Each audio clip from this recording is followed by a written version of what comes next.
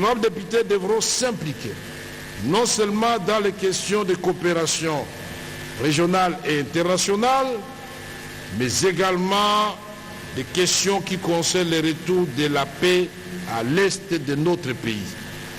Personne n'ignore que la République démocratique du Congo fait face actuellement à une agression féroce dans sa partie est causée par le Rwanda et l'Ouganda.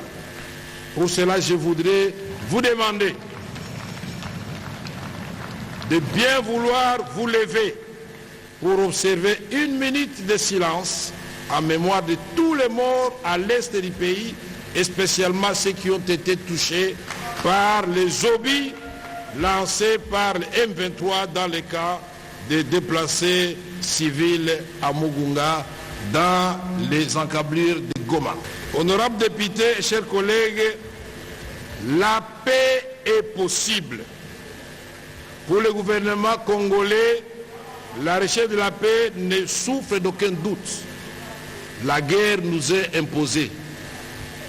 L'urgence de restaurer la paix et la sécurité et de stopper définitivement cette guerre injuste que nous subissons, ainsi que toutes les atrocités qui s'ensuivent, s'impose. Plus elle dure, plus elle cause des dégâts humains et matériels chez nous. N'oublions pas que la guerre se déroule sur le territoire congolais.